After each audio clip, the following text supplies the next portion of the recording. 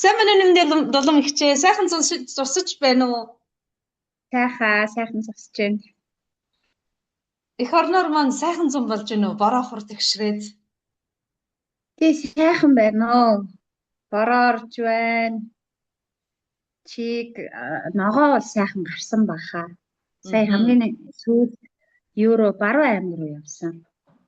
Алтхан тэнгэр хайрхны тахилга руу явсан. Тэгэхээр тийжээ жаахан гантай байна уу гэхээр байсан чи сая тахилгын дараа сайхан бороо орлоо, сайхан боллоо гэсэн Оо юм. ямар сайхан юм бэ. Хоёулаа тэгвэл хамгийн сүүлийн сонингоос нь эхлэе. Тэр сайхан тахилгын ойр орчмын мэдээг дуулгавал их сайхан. Тэр хайрхан дээр чи ерөөсөө өмнө нь очиж байгаагүй. Тэгээд зам нь нэлээд чанга юм байна лээ. Тэгээд дотроо бол яг эргээр хүлээж авсан ямар ч байсан энэ том хайрхны тахилгад очихын тулд бас хувь хүнээс өөрөөс нь нэлээд зүтгэл шаарддаг юм байна да, цаанаасаа байглаасаа гэж бодсон. Тэгээд дэрэгдээс нь харахад бол үнэхээр сайхан юм билээ. Тэр сайхан зүйлийг одоо зөвлөж хэлэх зүйл ер нь ховор байна тий. Яг л таны өөрийнхөө сэтгэл зүгээр хэлэх арга байхгүй. Харин тийм байх. Яг таныг яг ярьсан чинь яг тэгжил төсөөлөгдөж байна. Тэгээд түүгийнхаа гүн мөр хөрөлдөөний урилгыг сэтгэлд илгэж нэг гүн халуун дотноор хүлээж авсанд маш их баярлаж байгаагаа юуны өмнө илэрхийлье. За. Гэлалаа. Таны маань ертөнцөөр аялаад тэр олон номын хуудас, тэр олон гайхамшигтай гэж би өөрийнхөө одоо хэмжээнд таныг судалж байхдаа бас л хүний ертөнц үнэхээр л аргагүй өөр байдгийм байна да. Тэгээд энэ олон хуудаснуудаас нь аль хуудаснаас эхлэх вэ гэж бодож байгаад одоо нэлээд сүүлийн үеийн Монгол хэмээхийн их эзэнт гүрний тухай ярил танаас их юм гарах юм шиг санагдсан. Бид чинь бол их гүрний эзэд тийм ээ байсан, байх ч болно, бодооч байгаа. Ямар ч тач 21-р зуун хүртэл тэр хөвгдийн суу бэлэг алдар гавья үнэн шударга ёс суртахуун бид нарыг энэ хүртэл үлгийдэн авчиржээ. Гэт яриагаа танаар цааш нь үргэлжлүүлэхийг хүсэж байна. Миний номны эхлэл чинь хаанаас ерөнхийдөө энэ бүтээлийг заавал хийх ёстой гэж яг өөртөө шийдвэр гаргахад их түлхэц үзүүлсэн юм. Орос хэл дээрээс нэлээд олон баримтат кинонууд үзсэн юм би монголчуудын тухай. Монголчуудын тухай ч юу ах вэ? Чингис хааны тухай. Гэхдээ тэр нь яг нөгөө нэг хүний хувь тавилан хийх ажил руу хөтэлдэг гэдэг шүү дээ. Тэгээд тэр шалтгаанаар надад заавал яг тиймэрхүү утгатай баримтат кинонууд нь олдсон байх л да. Нөгөө нэг ер нь бол альва зүйл чинь хасах нэмхэн тэнцүү байдаг болохоор манай хааныг магтсан кинонууд ч зөндөл байсан баг. Надад болохоор яг тэр манай хааныг ерөнхийдөө жаахан тийм сөрөг талаас нь бүтээгдсэн бүтээлүүд надтай их таарлцсан. Тэгээд бид нар дундаас нэг жишээг нь ярихад ингээд тэр Оросуудын хийсэн кино байсан санагдаж байна. Гэхдээ тиймэрхүү эрдэмтдийн хийсэн бүтээл гэдэг чинь ерөнхийдөө дандаа нэг тийм олон улсын шин чанартай байдаг л да. Тэгээд манай судлаачид одоо тиймэрхүү бүтээлүүдийг үздэг л байх. Тэр үед нь би бас насч залуухан байж. Тэгээд үзсэн чинь нэг юм бага олон эрдэмтэд тойроо суудсан. Ярианыхаа сэдв нь ямар сэдв байна гэхээр Чингис хаан гэдэг хүн үнэхээр байсан уу? Үнэхээр байсан уу гэдэг сэдв байгаа байхгүй. Түүний тухай түүх яг бодтой юу үнэн үү? Энэ ингээд зохиоцсон үнэлгэр юм шүү дээ гэдэг сэдвээр ярьж байгаа. Тэгээд тэнд эрдэмтэд бүр ингээд дуугаа авалцаад энэ бол худлаа. Энэ бол боломжгүй зүйл. Ямар ч боломжгүй. Бид нар ерөөсөө энийг бодтой юугүй юу гэдгийг одоо нотлохын тулд ингээд морь аваад тэгээд тэр морийг ингээд хангалттай хооллоод тэгээд ямар ч ачаал өгөхгүйгээр ингээд дагуулаа явсан гэнэ. За. Тэгээд дагуулаа явахаар морь бол 2 хоног яваад ингээд эцээд туйлдаад цаашаа явж чадхаа болчдөг гэж байгаа байхгүй юу. Тэгэхээр энэ хүмүүсийн тэр 12,000 16,000 км морьтой байлдан дагуулт хийсэн гэдэг бол яагаад ч үнэмших боломжгүй зүйл гэж ярьж байгаа юм. Тэгээд тэр бүр эксперт гаргаал ингээл маш их ажилласан байгаа юм л та. Тэгэнгүүт над болохоор юу гэж бодогдож байна гэхээр уучлаарай танаа жүчээний морь шиштэй Монгол морь ч ингээ бодохгүй би. Хамгийн бүр ихний наад талын бодол шүү дээ тийм ээ. Энэ нөгөө та бүхний морь чинь ингээд хоолыг хүн бэлдэж өгдөг тий. Тэгээд нэг жортой хоол иддэг тий. За хүн тэр моринд юу хэрэгтэй гэж бодсон тэр витаминээ өгдөг. Монгол адуучин болохоор өдөр болгон өөрийнхөө хоолыг өөрөө сонгож иддэг байхгүй. Хансаг тий.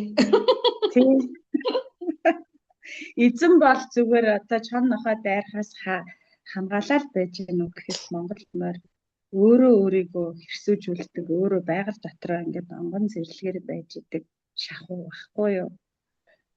Тэгэхээр тэр онгон зэрлэг байгальтай өдөр болгон дотносож өдөр болгон шин жортой өв сургамал идж байгаа мал гэдэг чинь огт өөрлөлтөө. Тэрийг соргог тий. Бүр мэдрэмжтэй шал өөр байгаа. Суурин хүмүүс чинь тэрийг ойлгохгүй байна л та. За тэгээд нэгдүгээр өдөлт нь нэг тиймэрхүү.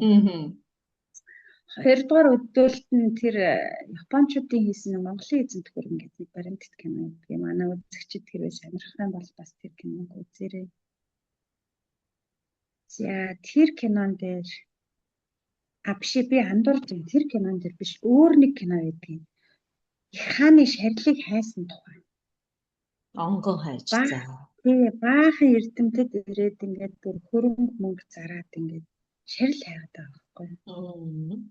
Тэгээ нөө Монгол хүний талаас авч үзэхээр чинь бид нар чинь аль болох байгальтаа хурдан шингэхийг чухалчилдаг.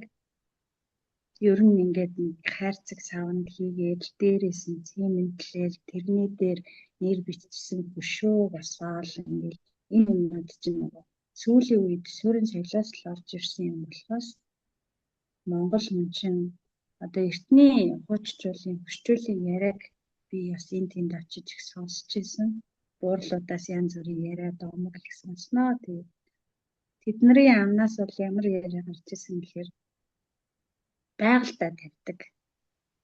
Аав ээж одоо үг дээдсийг бол байгальтаа тавьдаг. Ямар нэгэн насан туршдаа дээдэлж явсан тэр хайрхандаа авч залдаг гэж байгаа. Тэгэл одоо энэ өнөөгийн шин цагийн соёл шиг ингээл байн очиод тэжээн очиж мөчдөг тийм зүйл байхгүй. Хайрхандаа тавина. Тэгээд нэг юм тэрэгэн дээр тавиад гээх ёс гэж байдаг шүү дээ тий. Гээдэг. Тэгээ гээгдсэн бол байгальтаа гээгдсэн бол байгалаас ирсэн байгаль буцаага авлаа гэж ойлгоод тэгээд тийшээ дахин очиж тэрүүгээр эргэлдэх тийм юм байхгүй. Алсаас холоос аав ээж минь найрханд байгаа гэж ингэж холоос харж дээдэлж явдаг. Тэгээд тэр хайрхны дээр өдөр өнгөрөхдөө тэр хайрхан талд аль хүлэн явна тэр хөлийнхөө дөрөөг ингэж мулталж өнгөрдөг гэж байгаа байхгүй. Тэр нь болохоор одоо хүндлэл байна л та. Газрын ёс өөр. Миний сонссон нь бол ямар ч байсан нэг тийм ёс сонсч байсан. Тэгээд буурай нар юу гэж ярьдیں۔ Гэхээр бид нар чинь угаасаа нүүдэлчд болохоор тэгээд одоо уул усандаа шингэхийг л чухалчилдаг үүдүүлсэн хойно. Их жоохон буруу явдалтай жоохон буруу гიშгэлтэй амьдарчаар нөгөө ингээд гээгдсэн хойно нөгөөхийг шувуу энэ төр байгаль авдаггүй гинэ. Тэгээ нөгөөх чинь байгаад идэг гинэ. Байсаар агаад бүр хөөгöd өндийгөө босоо суудаг гэх. Тийм тохиолдол ховролтой. Гэхдээ тэр нь ингээд хэдэн жилээр яригддаг байгаа байхгүй юу? Тэдний тэр тэгж онцгой амьдэрсэн тийм жаахан тарвхан амьдэрсэн хүн тэгээд тайсан чинь тэгээ босоо суудсан бусдын зураг болгоно хийж ирж тоохгүй тэгээ байгаад байсан гэдэг тийм яриа байдаг. Тэгээд нас өндөр болсон улсууд за ямар ч байсан байгальтай очиод одоо их сайн урттай сайхан сэтгэлтэй хүнийг хөдөөлүүлэхээр бараг л маргааш өдрөөл тэнд юу ч үлдээгүй байхгүй болсон байдаг гэж яриад байгаа байхгүй юу. Тэгэхээр одоо нөгөө буянтай хүний чинь байгаль зүгээр тосож аваад юу ячдаг байх юм л те. Бүр ингэж шингээгээл авчдаг байх юм л те.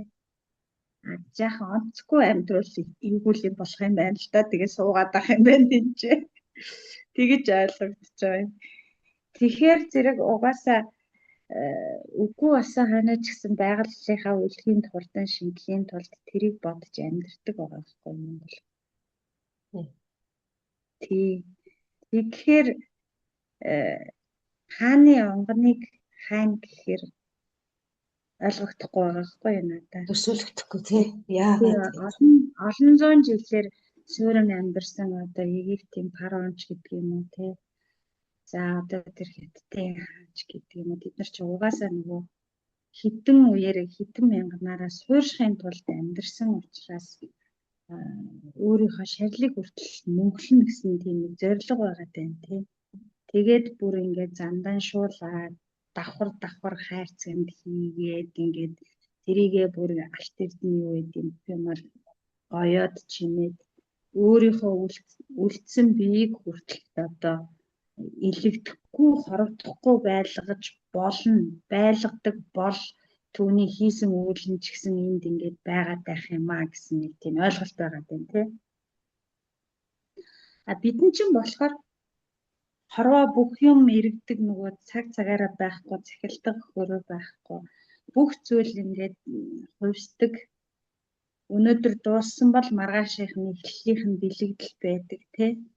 Өвгдээд сөөд болсон бол тэр хүний ухаан тэр хүнээс үлдсэн бүхэн өөр өвгдтэй шингээд үйлчлээд явчихдаг гэсэн тийм ойлголт нь өөр байгаа байхгүй.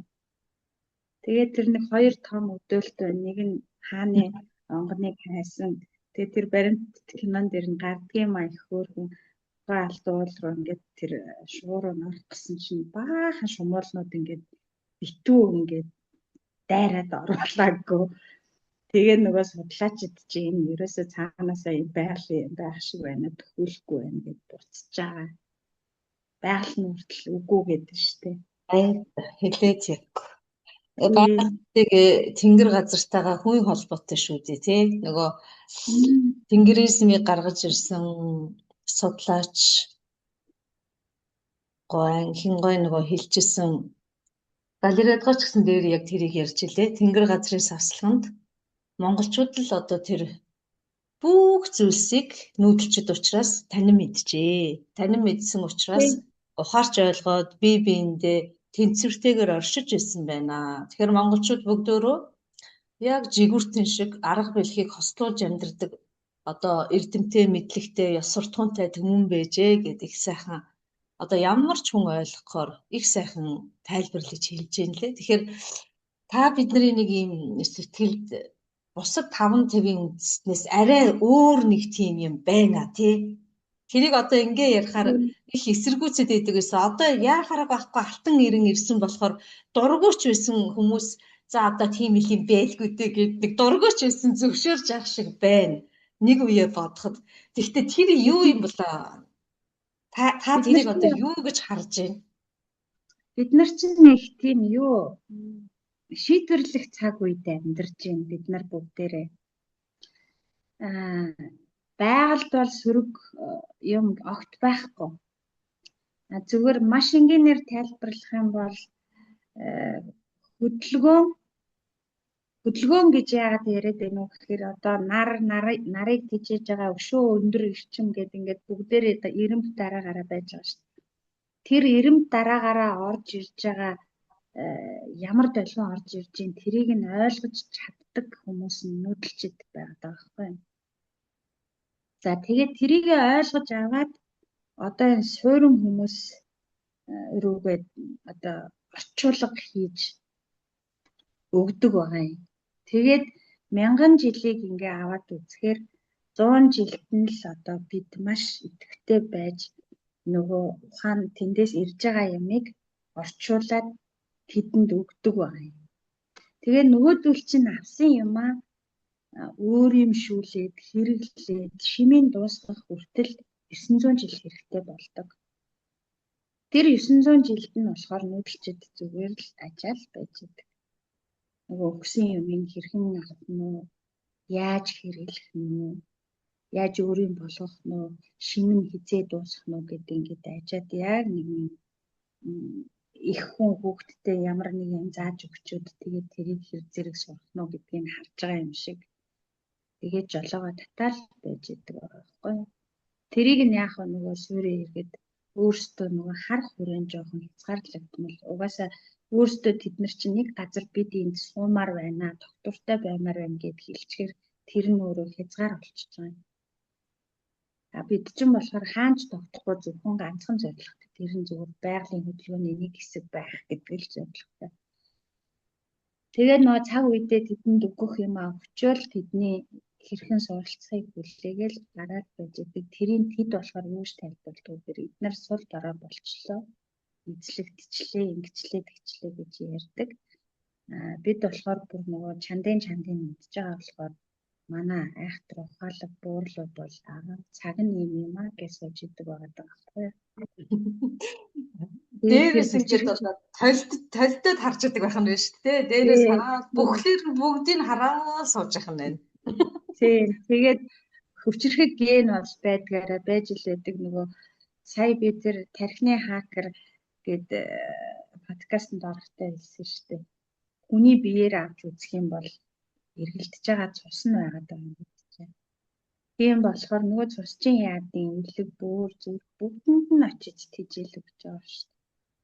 Бүгднгээс нь бас хаягдлыг авч байгаа шүү дээ. Хоёр урсгал байгаа шүү дээ. Хүний биед чинь нөгөө биений судас, артерийн судас нэг нь түгээдэг, нөгөөх нь ингээд ураадаг байгаа шүү дээ. Тэгэхээр чин зэрэг бидний үүрэг бол суурин хүмүүстэй харьцуулшгүй байна. Бараг тоогоор харьцуулах юм бол бид мянган шиг ажил хийхэд тэд нэг ширхгэл ажил хийдэг гэд хэлчүүл бараг хэлсдгээргүй. Байнгын эргэн тойрноос хэрэмжлээд харж хандаад ингээд хаана юу болж юм, авахын аваад, хайхын хаяад, уулын уулаад тэмцэх үед нь тэмцээд хүлээн зөвшөөрөөд тэгээд нэг тийм хизээч ёо гэдэггүй. Монгол хүний үндсэн шинж чанаруудаас гайхамшигтай сайхан шинж чанарууд зөндөө байгаа л та. Наацхан гэхэд чинь бараг л ер нь би их зовсон гэж ярихгүй дээ монголчууд. Өөрийнхөө туулсан тууллыг ингээд залгаад цааш нь авчдаг. Ямар нэгэн хүнд хэцүү юм тохиолдвол энийг би л үзье, надаар дуусах гэж тийм ойлголттой. Яг гоо. Тэр нь их гайхамшигтай. Тэр бол үнэхээр гайхамшигтай. Суурин хүмүүсийг болохоор та эсрэгээр байхгүй. Зовоол ястан нэр би тэгэж завсан, ингэж зовсон, намайг ингэж зовход тэрний нөлөө байсан, энэний нөлөө байсан. Тэд нар энэнийхээ хариуг авах ёстой байлаа гэл тийм. Монголчууд хизээч тэгдгүү дандаа дотор нь ингээд монгол хүн болгонтой дотрын нэгэд ингээд ярилцах юм бол хүн болгоны туулал үнэхээр агуу байдаг. Яаж тэр их асуудлын ард гарсан бэ гэмээр. Гэхдээ тэрийг ерөөсөө ил ярьдаггүй. Ялангуяа буурай нар бол бүр ярихгүй. Би тэгээд нэг олон хүнээс ингээд тэр хүн их юм туулсан юм а гэдгийг сонсчоод ерөнхийдөө нэг юм мэдээлэл авчаад тэгээд эзэн дээр нь очиод яриулах гэсэн чи ярихгүй байгаа байхгүй. Яагаад ийм их бэрхшээл юм туулчаад тэгээд та ярихгүй байгаа юм гэсэн чи хүн гаднаас хараад тэгж бодсон юм байлгүй дээ. Гэчээд ингээд ярихгүй байгаа даа. Тэгээ бүр ингэж хажууд нь нэлээд сахиж учрыг ойлгосон л доо, учрыг гаргаж хэлсэн. Чи юу хийгээд ингэж намайг сахиад байгаа юм бэ? Би чам муу юм амаараа би гаргахгүй штэ. Амны бэлгээс аштын бэлэг. Тэрийг ингээд гаргаад ярина гэдэг чинь өөрөө орон зайгаа бохирдуулж байна гэсэн үг юм аа. Тэр муухай юмыг дахиад энэ орон зайд амьдрах боломжийг олгож байгаа гэсэн үг юм аа. Тийм учраас бид нүүдэлчд чинь туулсныхаа сүргийг ярьдгүй юм. Дандаа сайхан болгож ярьдаг гэж байгаа байхгүй. Тэгээд би тэнцэнээс тэр буураагаас маш чухал тэр юмыг ойлгож авчаад дараа нь ингээд 90 зууны турш бичигдсэн одоо энэ суурин мундгуудын бүтээлүүд өгдөг шүү дээ. Тэр бүтээлүүдээс ямар бүтээл илүү удаан амьдарсан байна вэ? Яаж бичсэн байна вэ гэсэн чинь зохиолч нь өөрөө маш их зовлон туулчаад туулсан зовлонгоо нөгөө тийш нь харуулад жаргал болгоод бичсэн зохиол удаан амьдардаг. Тэгсэн чинь монгол хүн тэрийг зөвөр өдөр тутмал хийж. Яг гэнэ. Тийм. Зүгээр л өдөр тутам бидний юм унгаасан ч гэсэн ингээд тасаар хоож гэлтэй. Одоо яхаа сүүлийн үед альва ямар нэгэн үг чинь хоёр талтай, хорвоогийн бүх юм хоёр талтай. Сөрөг талаас нь тайлбарлавал юу ч сөрөг болгож болно. Тийм. Эрэг талаас нь тайлбарлавал юу ч эрэг болгож болно. Тэгээд тэр буураа надад нэг ухаантай үг зааж өгчээсэн. За чи Эрдэм номын мөр бууж явж байгаа хүн. Үнийг таних ухаанд чинь нэмэр болж магадгүй. Юм мэддэг хүн юмны сөрөг талыг ярьдгүй хүн. Тэр сөрөг талыг харахгүй байгаа гэсэн үг биш, харж байгаа. Маш сайн мэдж байгаа шүү дээ. Тийм, маш сайн мэдж байгаа. Гэтэ ярьдгүй.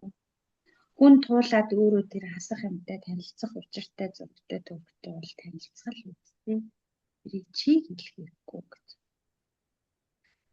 Хүнээс чи сөрөг тал чи олоод харсан байж болно. Тэрийг чи өөрөө л хараад өнгөр зарлах хэрэггүй гэж. Энэ чи өөрөө байгалийн үйлчлэл юм байна. Бүр чандын мэдээд байна шүү дээ. Эфирийн орчинд яаж ямар санд үлдчих вэ гэдгийг хүртэл мэдээд байна.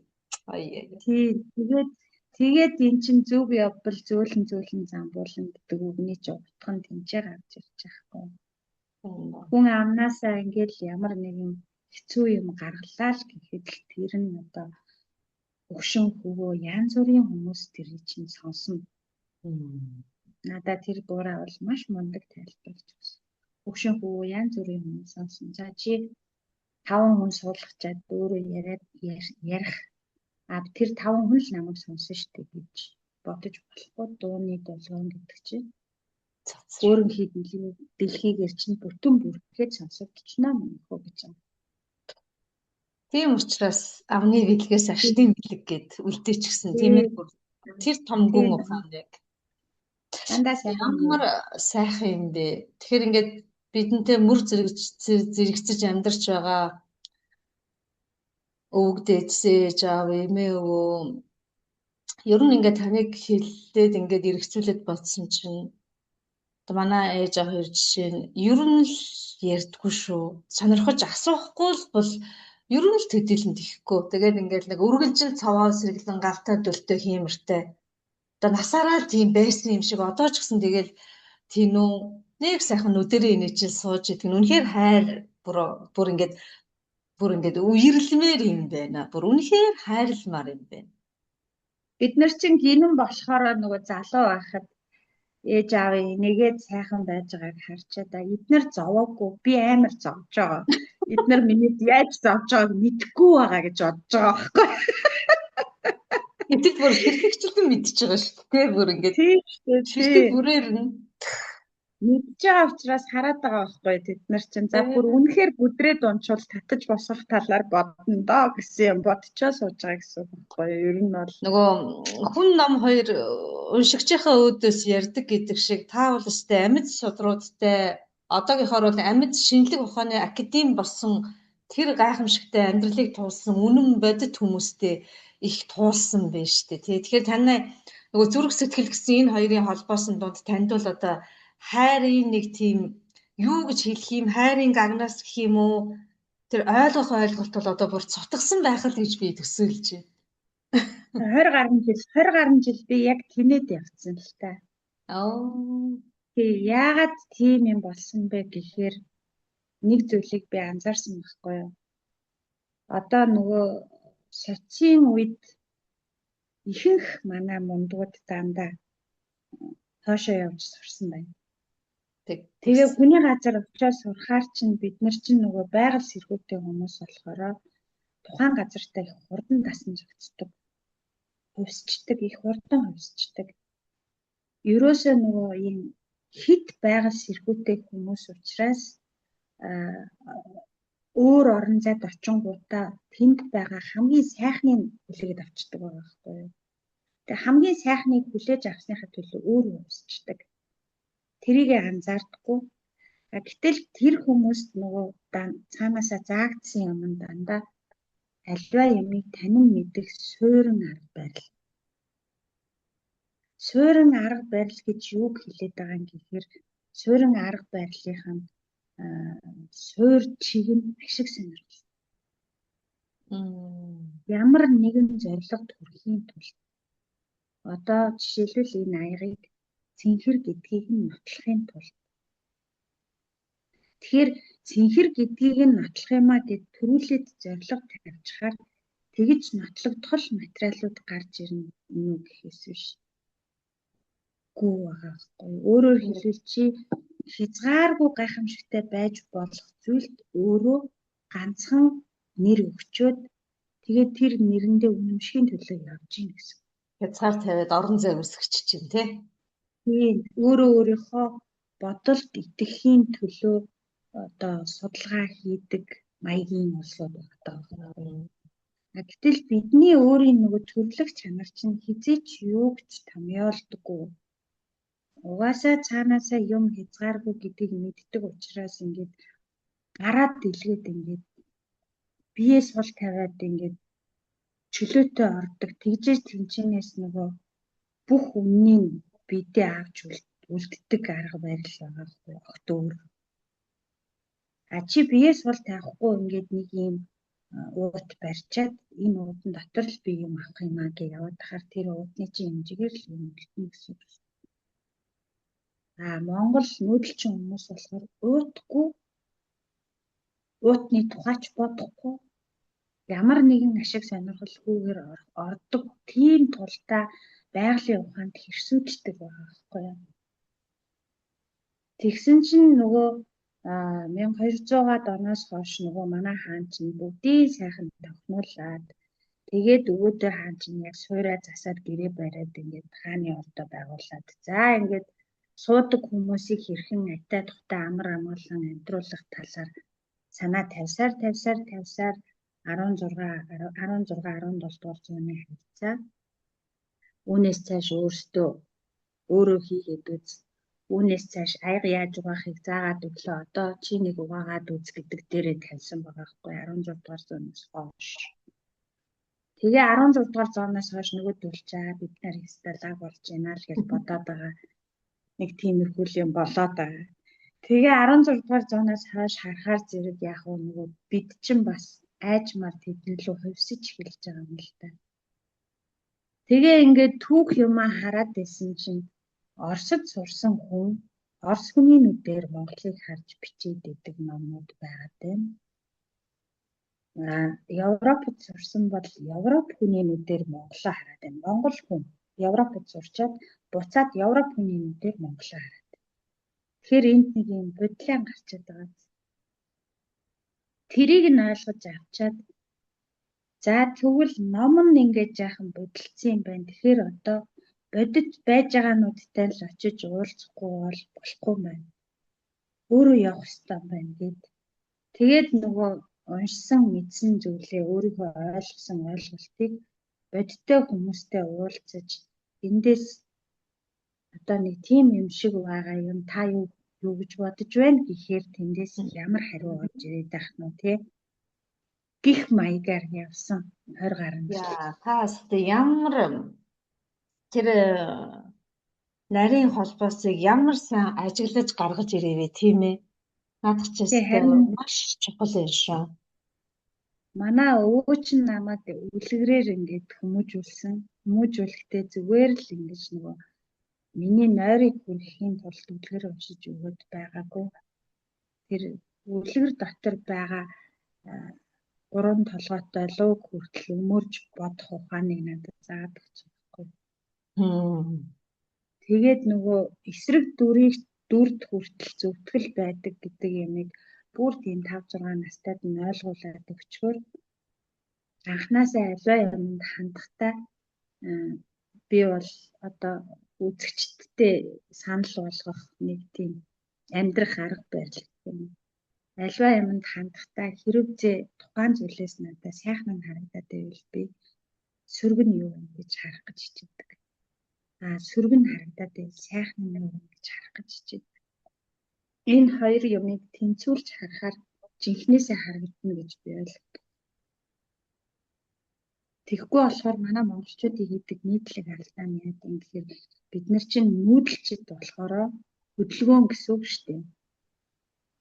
Тэгэхээр чи ингээд хурдтай машин бариа явж байгаа хүн замын хажуугаар өнгөрч байгаа модны сайн мууг харж амжихгүй байхгүй юу? Сайхныг хараад тавих шүү дээ. Мод өнгөрлөө зүгээр сайхныг л харна. Яг модны дэргэд очих юм бол модны үндэс ялцарсан ч байх юм уу? Эсвэл тэр өөр сөрөг зүйлүүд харагдах л байх л та. Гэхдээ хурдтай машин унаад явж байгаа хүн тэрийг харах боломжгүй. Яасан сайхан мод, яасан сайхан уул вэ гэж ингэж явна шүү дээ. Чигээрээ л явна. Цаг үедээ тэгэж хөдөлгөөний илэрхийлэл болж байгаа түмэнд ч гэсэн юмны зөвхөн сайхныг хардаг, муухайг нь хардггүй авир цаанаасаа бидний одоо бах цуснд шингэцсэн байгаад байна. Тийм учраас бид нэр ингээд Монголдо байж байгаа гадагшаа яваад ирсэн залуучууд маань гадны дандаа сайхныг ярьж ирдэг. Японд тийм гоё байна. Европод тийм гоё байна. Тэд нар тийм гоё байна штэ гэдэг ингээд бид нар яац юм гэдэг юм ярьдаг. Тэр нь бол нүүдэлчид өөрсдөө байгальтай өндөр үүрэгтэй хүмүүс учраас өндөр үүрэгтэй хүмүүсийн үндсэн одоо шинж чанар нь ямар байдгийг гэхэд альва бүхнээс сайхныг нь олж хараад өөрөөсөө дандаа алдаа хайх. Өөртөө шүүмжлэлтэй хандах гэдэг одоо монгол хүмүүс суурь чанар байна. Тэгэхээр одоо ингээл Улаанбаатар чинь нэг юм бүх хорвоо ертөнцийн сайн сайхныг авчираад чанж байгаа юм шиг тэнцэнэ шимийг гаргаж авах гэж байгаа тоогооч юм шиг тий. Тэгэл газар руу залуучууд яваал тэндээс хамаг шимийг авчирч уралдуулж авчираад бид энэс юуг нь сурч болох уу, юуг нь хэрэгжүүлж болох уу, яаж өөрчилж болох уу гэл ингээд газрын соёлыг авчираад тэр нь өөрөө 900 жилийн дараах одоо нөгөө нөхдүүдийн чинь 900 жил юу сурж гүйгүүлсэн юм бэ гэдэг юм ин авчирж ягаад шимийг ингэж цохиж гаргаж ирэх гэж байгаа. Цэцгээ зөхиод масл болгож байгаа юм шиг үйлдэл байгаад байгаа байхгүй юу. Тэгээ тэрийгээ зөвөр ойлгочих юм бол бид нар маш агуу ажил хийж байгаа хүмүүс. Таас тийм бидний ойлгохгүй байгаа зүйлийг маш энгийнээр оноод хэлчлээ. Би хосоёргээ залуутай хөөрөлдөж явахад хосоёр бас тэгжсэн. Суурин иргэншлийнхний одоо олон мянган жил яваад энэ ардчлал гэхүү эдгээр зүйлсүүдийг ойлгохгүй байсан зүйлсийг нь монголчууд зүгээр л 30 жилийн дотор эн чинь ийм байж та 10 оноотойгоо гэд гаргаад ирсэн штэ 30 жил штэ гэдэг. Тэгэхээр бидний тэр чинь яг нь байгаасаа тийм өгөөдтэй юм чинь яа. Ямар чухал ажил хийж байгаагаа мэдгүй байгаа штэ гэж яг тань шиг тэгж арай өөр өнгөнөөс тэгж ярьжсэн байхгүй юу. Гэтэл тэрийг та сая бүр ингээд Монгол ахуйтай хойлоод цэцгээ цогч байгаа мэт гэд хэлэхээр та хоёрын хөрөлдөө нэг сонсох хүмүүс нэрээ тийм биш дээ эн чинь бид нар ямар чухал ажил хийж байгаа юм бэ гэд өөрсдөө бас нэг тийм дараагийнхаа алхам дээр те дахиад нэг өөр өнгөнөөс харах нэг тийм боломж олгож байна. Наач ч бас гайхалтай байна шүү. Тийм байна. Тэгэл бид нар чинь хүн харахад л яг нэг амжиргаагаа бодоод Солонгос руу явж ажил хийж байгаа ч юм шиг тий. За бас нэг хүүхдээ ч гэсэн хүний газар сургачий гэж чичирж зүтгэж яагаад явуулж байгаа ч юм шиг хажуунаасаа болж тэгжил харагдаж байгаа юм. Дээрэс нь бүхэл үндэстэн юуны төлөө хөдлөөд байна вэ гэхээр бид нар 900 жилийн турш тэдний хийсэн юмны хамаг сорын зарж ирээд үнэхээр ир хэрэнд аль нь хэрэгтэй вэ гэдгийг ялгаж салгаж байгаа хүмүүс байгаа байхгүй. Үндэстнээр маш том ажил хийж байгаа юм байна шүү дээ бид хэд чинь. Тийм. Энэ ажилд оролцоогүй нэг ч хүн байхгүй. Нэг ч хүн байна. Тийм байна. Тийм. Энэ үл ойлголдох өгүүлбэртэй математикийн бодлого шиг энэ 33 жил 34 жилд одоо бол ядарсан, зүдэрсэн, буурсан Монгол хүмүүн чанараа, амин чанараа, шинж чанараа алдсан гэдэл одоо бараг толгойтой бодно л яриад байгаа шүү дээ. Тэр чинь гимгүй, тэр чинь нөгөө нэг өөрийгөө шүүмжлэх төрлөх авир байхгүй юу? Өөрөөсөө л алдаа хайдаг. Тэгэж хүмүүс дуурдаг байхгүй бол нөгөө нэг сэрэмж алдах гэж нэг аюул байна. Сэрэмж алдаж магадгүй шүү дээ. Бүгдээрээ ингээл ажиллаж байгаа. Зарим нэг нь хитрхи гадны соёлд автаад өөрийгөө үнэхээр мартчих юм билүү. Тэрнээс нь сэрэмжлүүлж байгаа л асуудал. За гятада нэмэлт таастай маш олон хүнд нэрээ тийм биш шүү гэж ингэж бодох урам зориг. Тэгээ яг бодит байдлаа яг бодитоор нь харах юм ухааны нүд нилээн ингээ нүдний хүүхэн хараа бүр сайн томруулаад ингээ зүүмдэж өгсөнд маш их гэлаа. Сая би Улаанбаатар 5 сард байхад Дэлгэр жаргал багшийн гэрт очсон. Томлог тамир кинон дээр тоглодог дуулмаа. Тэгээд Дэлгэр жаргал багшийн гэрт очсон чинь надад тэгж байна. Монголчуудын цаг ирчихжээ. Нохоонд хүртэл дэлхийд төрүүлээд байна штэ гэсэн. Хороо ямар нэрээ тийм штэ тий. Ямар хөөх юм бэ? Хүний ч одоо яриха боли тэртээ тэргүй манай хүүхдүүд энэ тэндгөө шоогуулж байгаа.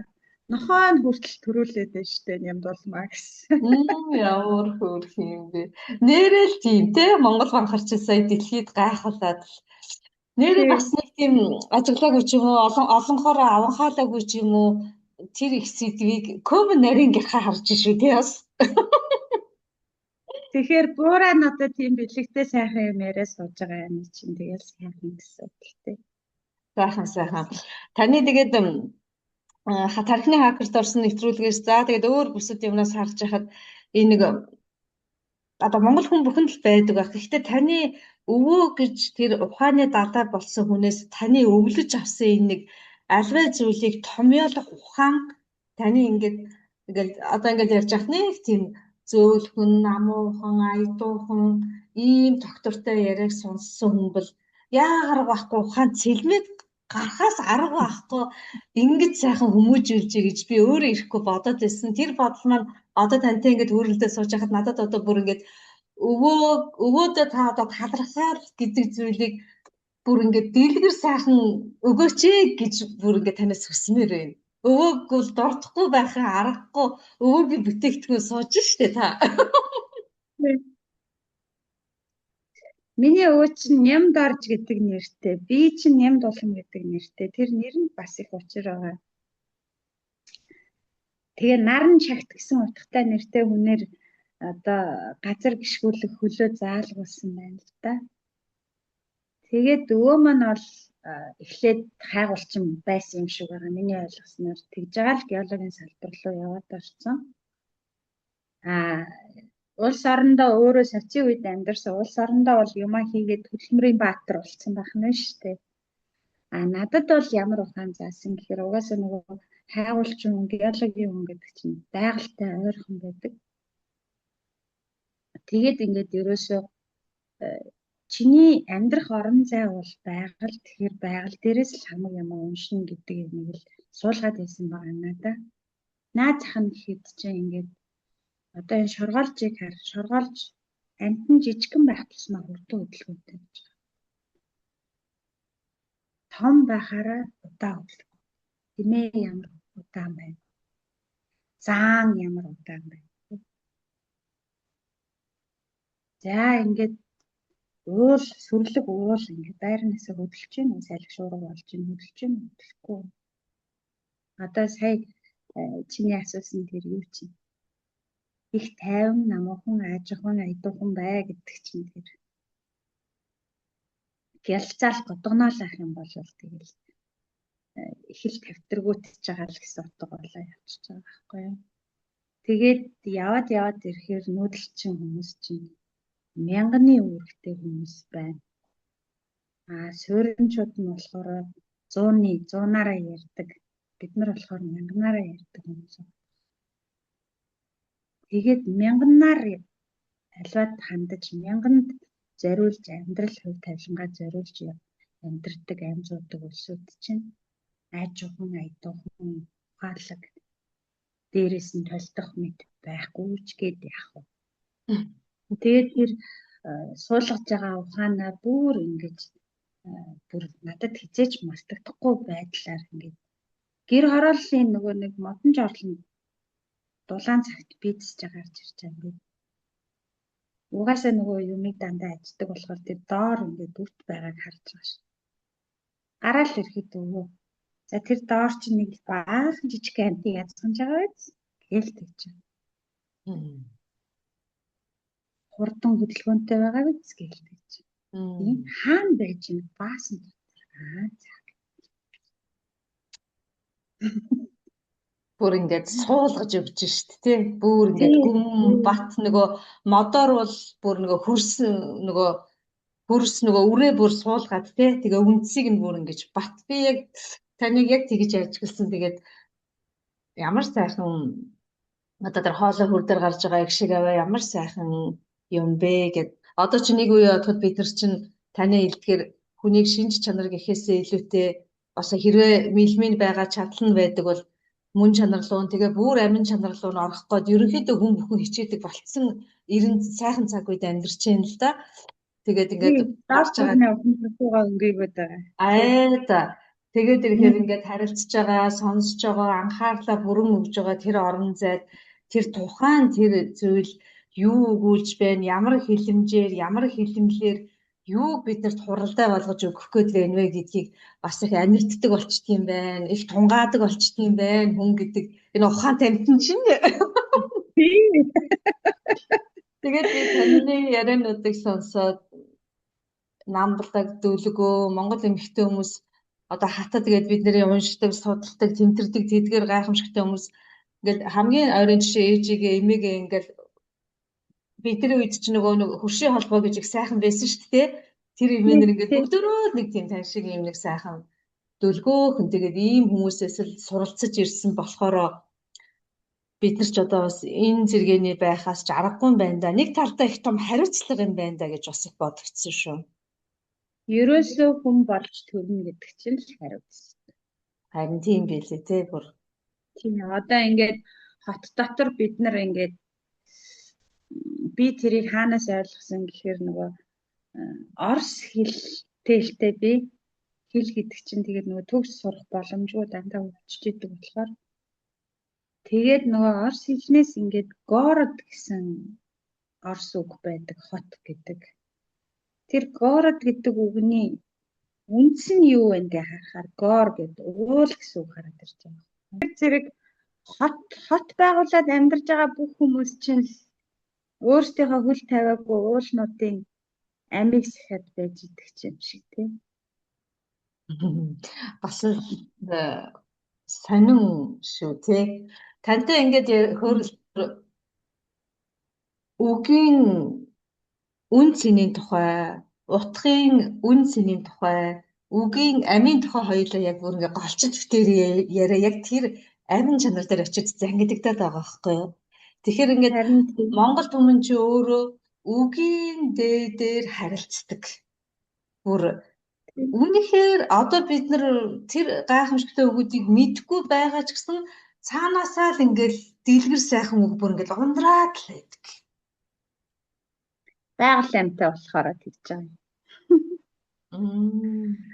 Одоо хүн ахтай дээл захтай гэж үг байгаа шүү дээ. Тэгэхэд чинь хүний төрсөн ах ч байж болно. Эсвэл бол бүр чиний өнгөрсөн цаг хугацаач байж болно. Хөрш айлын ах ч байж болно. Тэгэл одоо миний чадахгүй юмыг чадж байгаа хүн болгон л ах болчихж байгаа. Тэгэхээр тэр үгний утга бол дуусахгүй. Бүр таны хэлдгээр хязгааргүй тий оройгүй эрдэм оройгүй гэдэгтэй адилхан. Тэгэхээр одоо таны нөгөө битэрийн түрүүний ярьсны нэг агуулга бас тухайн хүн өөрөө ямар одоо савтай байна? Яг тэрүүгээр ч юм уу ойлгох гээд байна те бас нэг талдаа. Яг нэг хүний савч гэж юу ах вэ? Одоо нөгөө нэг суурин хүмүүс чинь ингээд за би инженер болно гэж сургуульд сурж байгаа юм те. Тэнд ямарваа нэгэн зүйлийг таньж мэдэж болох нэг л аргыг сурж байгаа байхгүй юу?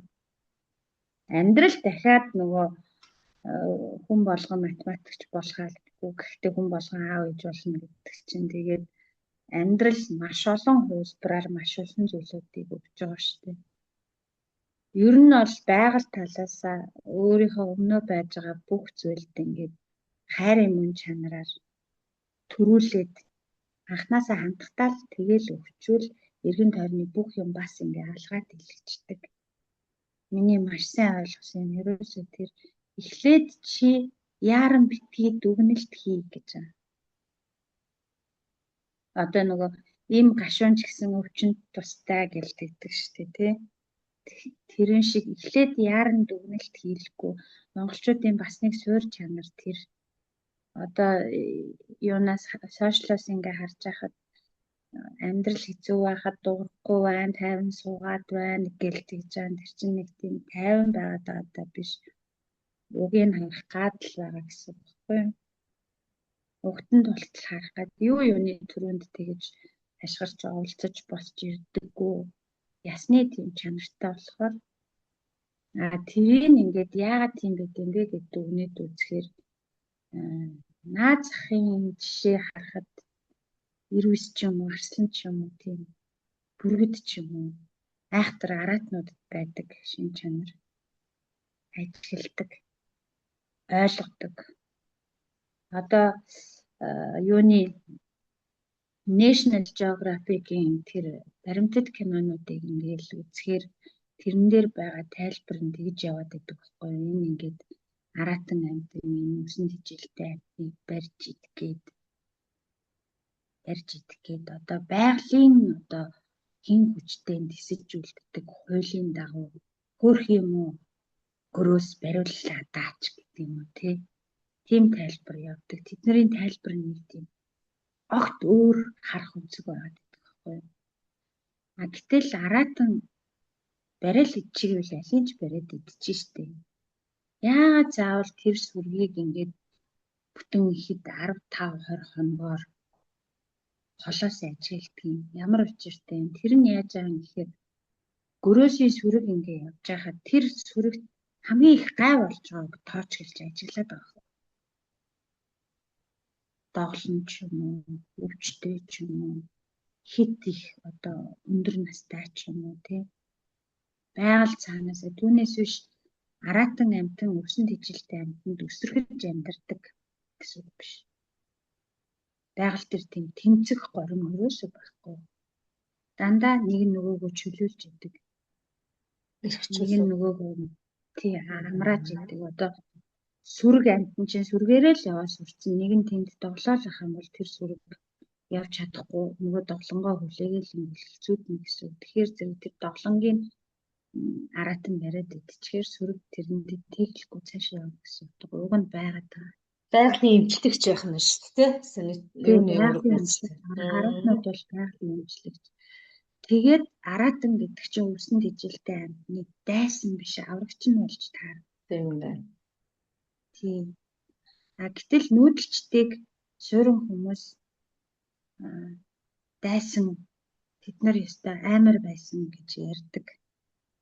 Яалтчгүй хөдөлгөөнгүй байж байгаа юмд эргэлдэж байгаа юм амар л харагдана л да. Харагдана тий харин. Тийм харагдана. Тийм учраас тэр чинь ингээд тэднийг ойлгохын тулд тэдэнд 900 жилийн яалтчгүй хэрэгтэй болохоос тийм үү. Одоо арай өөр өгнөөс нь ойлгоно гэх юм уу. Тэгэхээр ингээд та бүхэн байгальтайгаа байгаа бүх зүйлийг байгаагаар нь хүлээж авна гэдэг энэ нүүдэлчтэй ухаан нь гигийн цэгийн яг л тэнгэршгэ юм уу нөгөө хөх хөнгө гэдэг шиг ариун бузрыг холдгоо гэдэг шиг хаар болж хувирээд шүү дээ. Ер нь бол явж. Тийм. Одоо наацх нь ихэд чи арх хүртэл яагаад монгол хүнд зохихгүй байгаа юм. Бусад орны хүмүүс архиа тааруулж угаад энэ монголчууд л арх ухаараа хүрээстэй хөл толгой нь мэддэхгүй юм болоод байна гэдэг. Хувийн дүүрэн сүүн дотор ганцхан туслуугаад сурахад л гашлаа шүү дээ.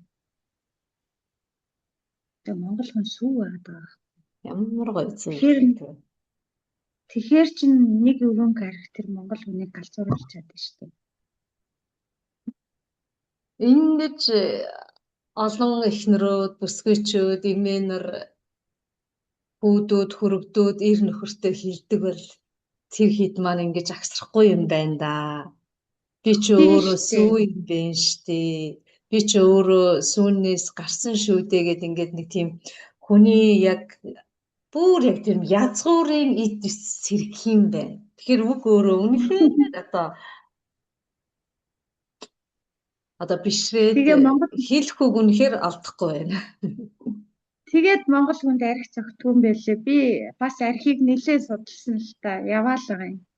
Тэгэл уусан, бүдэрсэн, унсан бүх хүмүүсээс ингээд сонсоод яагаад гэж ингээд бодохоор ихэвчлэн уусан, уугаад бүдэлсэн, ууснаас болоод хэрэг төвд орсон ч гэдэг юм уу. Янз янзын хүмүүс ингээд би ястаа нэрээ мэдхээ байцсан, өөрийгөө мэдхээ байцсан л гэдэг ямыг бүр чамдтаа тэгж яриад байгаа байхгүй. Тэгээ ингээд харахаар хорвоо ертөнцийн бүх хөдөлгөөний зүй тогтлыг дотроо удмын сандаа тээж яваа хүн гэдэг чинь байгаль чинь өөрөө эерэг гэхээр тэр одоо эергийн төлөв байж таарна. Тэгэхээр сүү байж таарна. Гэтэл тэр хувийн дүүрэн сүүгийн чинь ганцхан туслуугаас гашлахчдаг байхгүй. Нөгөө туулсан бэлгүүн туулал өөрөө яа харга ахгүй л бэлгүүнтэй таны туулсан. Тэгэхээр ингээд яа харга ахгүй амьдралаас ингэж урган гаргаж байгаа таны бодол, эргэцүүлэл, дотоод мэдрэмжүүдээ гүнээс гүнд нь дамжиж гарч ирж байгаа бүхэн яг ох байгаад байна л да. Үнэхээр шим бид нар чинь нөгөө шим угаад гэдэг нэг аав маань өвөөнөр маань тэгдэг штэ тий. Яг тэр шиг тэр шим хүний биед ороод хичнээн ингэж дамжаад бүх эд эсэнд нь очиод шим болж байгааг өвөгдөөд шим ууж байна би таашааж байна гэж ингээд ярьдаг шиг та би тантай ингээ хөөрөлдөд суугаад битэрээ яриаг сонссон хүмүүс яг л би тэгж мэдэрч байгаа шиг мэдрээсэ гэж өөрийн ирэхгүй одоо би ингэж хүсэж цайлгиж байгаагаа танд хэлэхэд их таатай байна. Их баха угаасаа нөгөө уг ген нь адилхан юм чинь тэгээд өөрийнх нь юмыг өөрт нь хэлэхээр дуртай ял тасаад авчин л та. Харин тийм тэгээд ам өгч болохгүй бол амьдрал өгөх хэрэггүй гэж эзэн богд амлалт хариуцлага хоёрыг ингэж Монгол хүний ёс суртахуунд суулгаж өгсөн гэж дүүнийг уншиж ирсэн. Тэгээ би тантай ярьсан чинь тавчээр ингээд үгийн дээдийн тухай, шимийн тухай, охин тухай Монгол хүнийг байгальтайгаа холбогдоод сүү шиг цагаан сэтгэлтэй штэ гэж ярьж байгаа мөртлөө түүний нэг талд яахаар байхгүй хариуцлага байна тий. Тийм учраас бид нар ямар явах вэ? Эхнэрүүд нь ямар байх ёстой вэ? Эрчүүд нь ямар авах ёстой вэ? Гарсан үр хөвгтөө ямар ойлгох вэ гэж бодохоор ингээд өөрийн ирэхгүй хариуцлага шууд ингээд нөмөрчин. Гэхдээ монголчуудын хариуцлагыг ухамсарлах чиг шугам арга барил нь өөр л дүү. Одоо нөгөө 700-800 жил 900 жил ингээд суурин чиг шугам ухаанаар явчихаар бодолчж байгаа юм. Да. Монголчууд чинь энийг ингэх ёстой, тэрийг тэгэх ёстой гэж явдаг улсууд биш байхгүй. Яагаад гэвэл нүүдэл дотор тийм ёстой юм ерөөсөө байх. Өөрийн ирэхгүй л тэр чинь өдөр болгон шинэ юмтай тулж байгаа алийг ямар ёстой гэж барих уу тий. Бидний өнөөдөр ёс гэж нэрлээд байгаа тэр юмд яаж бий болоод байгаа юм гэхээр чи урдаа байгаа зүйл рүү хайраар хандахаар түүний долгионыг яг мөн чанарын хайр суурьтай долгионыг хүлээд авчиж байгаа. Бүх нь хүртэл ингээд дивжээгүй. Монгол бүх дэлхий дээр дивжээ байхгүй. Бусад бүх ингээд янз янзын дивжээтэй дөрвөлжин бүр янз янзын дивжээтэй Монгол бүх дивжээ байхгүй. Бусад бүх бүхүүдэд ингээд дүрм журам байгаа.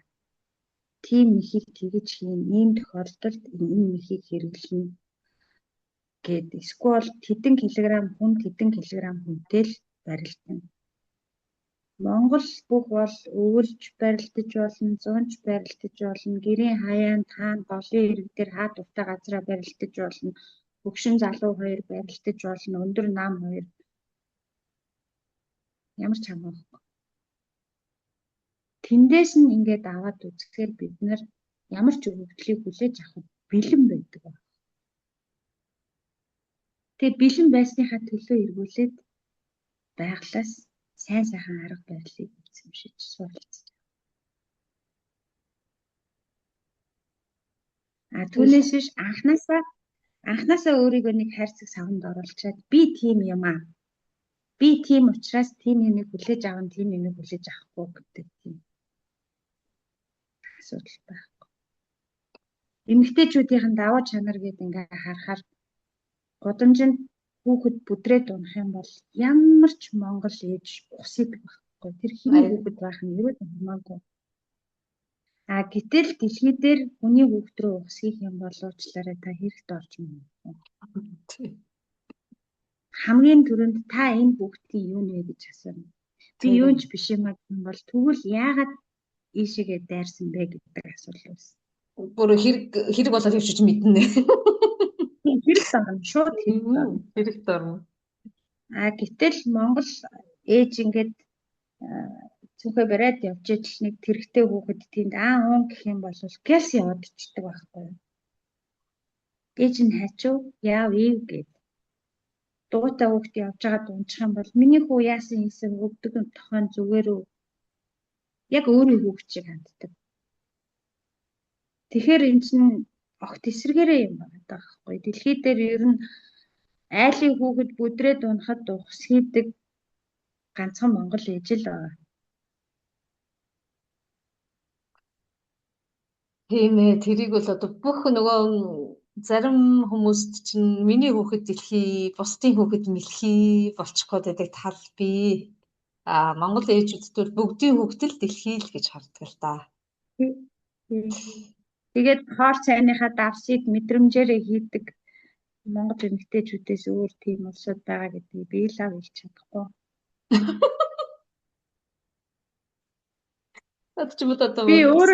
Би өөрөө тэрийг амьдрал дээр нотолсон байхгүй юу. Оросд Новосибирскэд би сурч исэн газрын эдийн засгч мэргэжлэр. Тэгээд нөгөө манай оюутны байрын охтууд нэгнийхаараа ингээд дамжаад өөрийнхөө нөгөө үндэсний хоолоор ч юм уу эсвэл өөрийнхөө хамгийн сайн чаддаг хоолоор бусдыгаа дайлдаг. Ээлжлээд тэгээд ингээ хуваартай. Тэгээд би нөгөө өөрийнхөө ээлжийг мартчихжээ. Бас ном сэний эргүүлж явж байгаа мартчихгүй. Нэг орой ороод ирсэн чинь миний араас байрны охтууд л ороод ирлээ. Өнөөдөр чиний ээлжтэй чиний хоол гэдэг чи хийгээгүй мүү гэж хэлэнгүүт би бас нөгөө санаа зовоод мартсан гэж бас хэлж чадахгүй байгаа юм. Сууж байгаараа одоохон би хийгээд үгээд хамгийн түрүүнд лавшаал толгойд орж ирж байгаа юм чинь. Тэгээд яг ингээ гурил зураад яг нүдэн дээр нь ингээ дор согтуудын нүдэн дээр гурил зураад ингээ жоохон гарч тавиад илтээд тэгээд хэрцсэн чинь бүгдээрээ ингээ гайхаад ангаад чи сая ямар жороор хэдэн грамм гурил хэдэн грамм устай зурчваа яаж ийм тест хийчихвэгээ гайхаад харна би бас өөдөөс нь гайхчихгүй юу.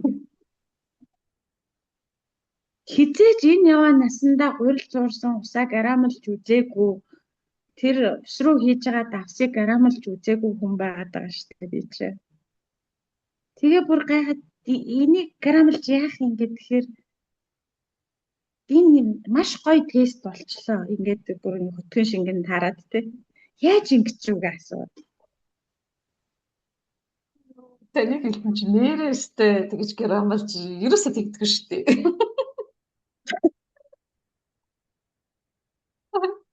Тэгээд бодохоор бид нар чи ердөөсөө зүгээр гайхамшгүй шүү дээ. Гайхамшиг мэддэггүй гайхамшгууд байгаад байгаа байхгүй.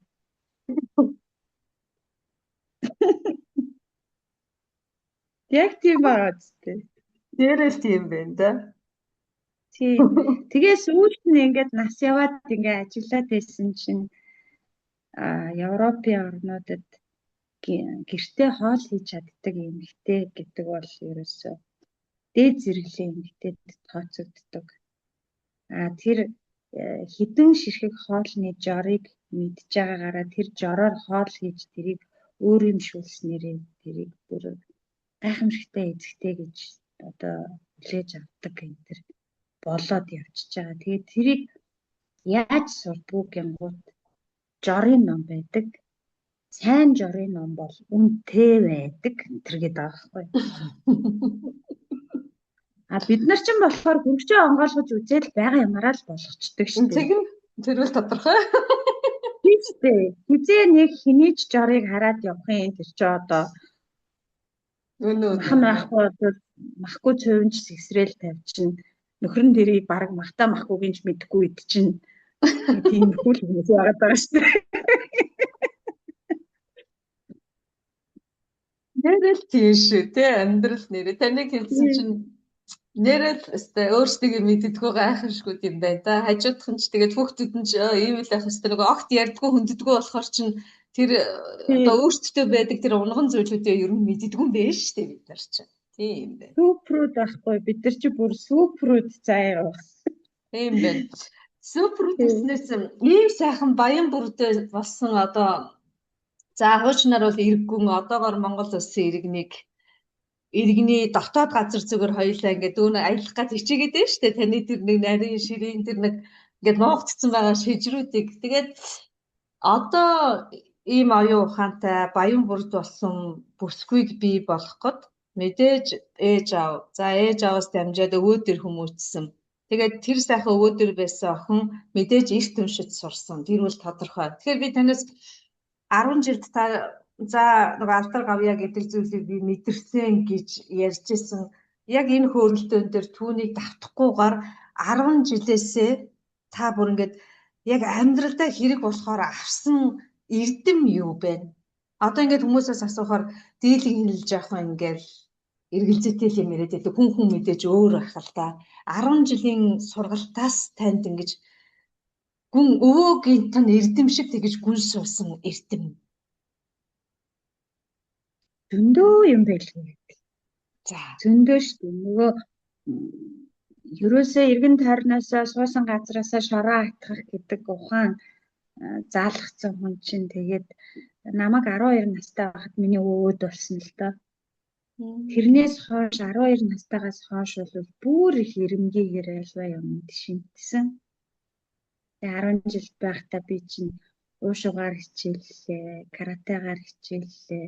Уушуугаар хичээлж явах үедээ тэр нэг журамд бүсгүй лүбэлиан гэдэг шилийн манайхаар бол шилийн сайн эрдэгтэй эмэгтэй тийм ээ.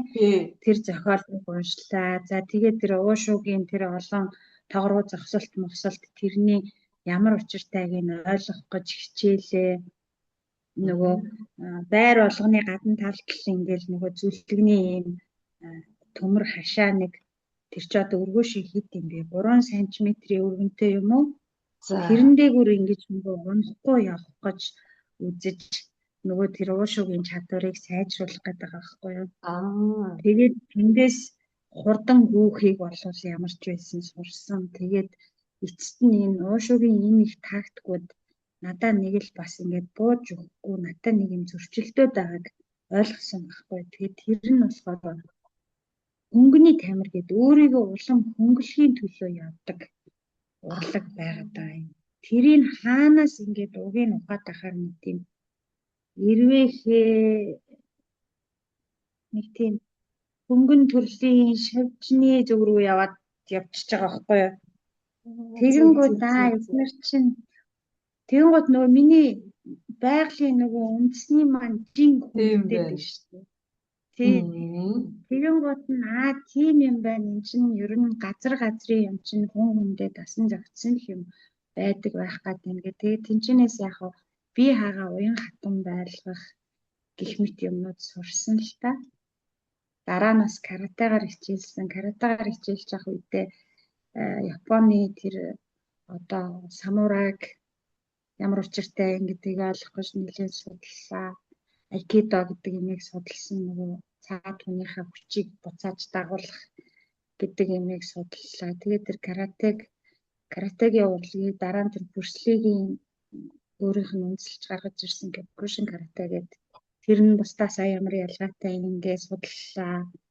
За тэг йогийг бас судаллаа. За эдгээр юмнууд чинь нөгөө нэг би тэр юун дээр ярьсан штэ тархины хакер дээр ганцаардл байхаар тэр ганцаардлын орон зайг ерөөсөө өөрийгөө хөгжүүлэх боломж олгож олж хараад тэгээд ингээд газар янз юм сураа явчихжээ. Номын санд бол маш их цаг хугацаа өнгөрүүлсэн. 10 жил байхад чинь би одоо Францын уран зохиол ер нь Европын уран зохиолуудыг маш их уншсан да. Маш их уншсан. За өшөө 10 жилд чинь одоо манай уран зохиолын багш нар ер нь миний одоо алс ирээдүй тийм байсан болоод гэсэн юм уу. Олон сургуульд амжсан. Би тэр тархины хакер нэвтрүүлэг дээр нэг юм ярьж амжаагүй байлаа нөө. Аав ээж хоёр маань залуугаараа хөдөөгөөс орж ирчээд тэгээд хоттой байр суурь олохын тулд жаахан наашаа цаашаа нүүрсэн. Тэгээд тэр нүүдэл болгоноор би нэлээд сургуульд амжсан байдгийг. Тэгээ нөө сургуульд амжаад яваад ахаар олон янзын багш нартай танилцж байгаа. Олон янзын хүүхдүүдтэй танилцж байгаа. Тэгэл тухай бүртэл нөгөө нэг айхтар алдартах уншинтайгаа яваад орж байгаа шүү дээ. Багтаа сургуульд орсон ямар гэж орж байгаа. Тэгэл ороод дахиад нөгөө орон зай дотроо ингээд бас л танилцах хэрэгтэй болж байгаа. Яг анхны сургууль дээр тэгээд энэ тэнд тэр сүүлдээ тэгээд дасчил байгаа юм л да. 6 дугаар ангиас хойш бол ер нь иймэрхүү байх юм байна гэдэг багцаа болгочихж байгаа. Тэгээд тэр дамжиж явж исэн сургууль дотроос намайг өмнө голоосоо үнэлээд намайг хайрлаж исэн хичнээн байгаа. Би ер нь ангийнхныгаа дандаа л хайж гэж дууддаг. Тэгээд үнэхээр намайг ингэж онилж харж ийн хүүхэд өрмөц байна гэж харсан математикийн багш ч юм уу, физикийн багш ч юм уу зөндөө байсан. Хамгийн сүүлд би 5 дугаар 10 жилийг төгссөн. 5 дугаар 10 жил манай химийн хичээлийг Янжмаа гэж багш зааж байсан. Янжмаа өгшөл надад жигтэйхэн сайн байсан. Уран зохиолын хичээл Хишигбаяр гэж багш зааж байсан. Надад жигтэйхэн сайн байсан. Ер нь багш нар тэгээд ахлах анги руугаа бол ер нь өөрөө тэгээд уучраа болоод альва ямар нэгэн тийм зөрчил ч юм уу үйл ойлголцол үүсгээд байгаа юмыг өмнө голоос жаахан анхаарал хандуулад жаахан төвлөрөөд хүлээж авах гээд хичээгээд байх юм бол тэгэл болчдөг. Тэгэл 10 жил дотор одоо хамгийн сайхан л үе шүү дээ тэр чинь. Эргүүлээд ингээд тийм биз дээ. Яг нэг сургуультай анх нэгдүгээр ангид ороод тэгэл 10 төгслөө тэндээс сурцсан хүүхдүүд жаахан атаарх маарлаа гэдгийг олон жилийн дараа нөгөө ойн баяраа хийж мэгээл ангиараа ингээд цугларч мөнгөлрал тий. Би ч юм болохоор ингээд жаахан нэг сургуульд удаагүй нэг жил жоохон гарам маран сурцсан. Тэгээд нөгөө ирчээд явцсан нүүдлийн шуур шиг тийм болгоо. Тэгээд нөгөө хүүхдүүдийн дурсамж бас нэг сайн үлдсэн байдгийн болов яг юм бол яг одоо ингээд ном бичсэн гэдэг ингээд яриад гараад ирэхээр энэ нөгөө манай ингээд орж ирээд явсан хүүхд байж тээ гэж таних хүмүүс бол юу л ах л та. Тийм байх. Таны ном бичих тэр нэг уг үндэс за нэг тийм хоёр гол хүчин зүйл нөлөөлсөн. Түүнээс гадна та бас гадаадад ингээд мэрэгжилт эзэмшээд сурж байхад таныг одоо ням дулам гэхээсээ илүүтэй Монгол охин гэх Монгол гэдэг нэрийг нэг яхаар байхгүй үүрч явдаг да. Тэгэхээр хоёул оюутан цагийнхаа тэр сайхан дурсамж руу очивол юу таныг эмзэглүүлж байсан бэ? Юу ямар мөч нь одоо эргээд бодох нь хамгийн сайхан байсан бэ? Хамгийн сайхан юм гэвэл Сибирь хамгийн сайхан байсан. Би нөгөө уншижсэн номнуудаас Сибирь чинь хүмүүсийг цөлөлдөг газар шүү дээ. Тийм. Чанга газар. Хасах 45 50 өрнө. Оюутан байхдаа би бол сургуульд баг яваагүй. Дандаа 8 хийсээр агаад таарсан. Тэр цаг нь угаасаа тийм цаг байсан. Цаг үеийн тийм байсан. Сургуульд явдаг нэртэй л болохоос биш үнэ хэрэгтэй дандаа хятад метод одоо Вьетнам бүгдээрээ тийж 8-чингууд л байсан яг үнэндээ. Тий. Гэхдээ тэнцээ тэгж захмах дээр зогсож 8 гэж гүйж хараасны ачаар орс хэлийг сайн сурсан. Давуу тал нь тэр байна тий. Тий, орс хэлийг сайн сурсан. Тэгээд намайг яг тэр Новосибирскт Негайк гэж сургууль байдаг. Хуучин манай дээдлийн үеийнхэн бол тэр сургуулийг сайн мэдэх баг. Тэгээд яг намайг очихгүйгээр тэнд Монгол оюутнууд бараг байгаагүй. Хэдхэн тооны ах эгчнэр байсан. Тэгээд тэднэр нь гэхдээ бас байнга байдаггүй. 90 орчим маягтай. Тийм байсан. Тэгээд миний яг харьцаж байгаа хүмүүс нь яг хятад Вьетнамууд болж таарсан. Тэдэнтэй л ерөөсөө 8 панз үсэргээл тэрүүгээр ерөөсөө. Тэгээ яг угаасаа уянгалах дуртай тийм төрлийн хүн болохоор тэр Сибирийн агаар надад нэг тийм дотн эрэг талаас нь авсан болоод ч тэр юм. Зарим хүмүүс бол Сибирь намайг одоо цаг агаар нь хувьсаад ямар болсон би мэдэхгүй. Чухам намайг байх үед бол өвөлдөө дандаа засвардаг, дандаа бороо ордог. Ер нь жилийн ихэнх өдрүүдэд тэнгэр бүрхэг байна гэсэн үг. Зөө. Тийм. Тэгээд тэнд одоо Монголоос хүмүүс очихоор их уйтгартай газар байна. Тэсвэрлэхэд хэцүү газар байна гэж ярьдаг. Би болохоор ерөөсөө надад тэгж би тэрийг хүлээж аваагүй. Тэгээ нөгөө хүүхэд байсан болохоор ер нь бол одоо аз жаргалын томьёо гэж хэрэг байдаг бол завгүй байх л аз жаргал юм шиг ойлгогддгийг штэ надаа. Тэгээд одоо тэнд байсан 4 жил чухам яаж өнгөрсөн харамсан сум шиг л өнгөрсөн. Дандаа л завгүй байсан. Зөө. Тэнд жахаа ихчээ тэр сургууль дээр Монгол ах ихч ирсэн байна. Хүү хаа энд дахиад хүмүүс нэмдээд ирсэн байна. Тийшээ гэл дээшээ дошоо гүйсэр идэл тэгэл үеийн зав гэл өнгөрч байгаа юм л та тэр зав. Та тэгээд тэр сайхан сургуулаа ямар мэргэжлэр дүүрэх вэ? Дүүргээгүй. Би ч одоо 3 сургуулийн бараа хараад ялинч дүүргээгүй хүн байгаа шүү дээ. Сургууль ерөөсөө дүүргээгүй. Одоо нөгөө нэг диплом гэдэг юугаар бол би чинь дипломгүй хүн. Тэгтээ сурахын хувьд бол сурсан байдаг. Тийм, сурсан байдаг. Сурах юм өөртөө авах юм бол авсан байдаг. Тэгээд цаасын л аваагүй байдаг. Тийм байна. Дотоод эрдэм болгож авах. Хүний нөгөө нэг хувь одоо байгаль орон зай гэдэг чинь хүнийг ерөөсөө хуурдаггүй. Анхнаасаа чи юу руу онилсан бэ гэдэг чинь бас их чухал. За чи нэг би нэг диплом олж аваад тэгээд тэрийг хүнд үзүүлээ. Тэрүүгээр амьдрандаа гэсэн зорилго надад байгаагүй л байх гэдэг. Онилгоо нь арай өөр байна. Онилгоо нь өөр байна. Тэндээс ингээд авах юм аа л авах гэдэг. Яг надад хэрэгтэй юм л авах яваад байсан болж дараад байгаа юм чинь. Дотооддоо л эрдэнэс сайхан хураалаад байсан байж тээ тий хураагаад.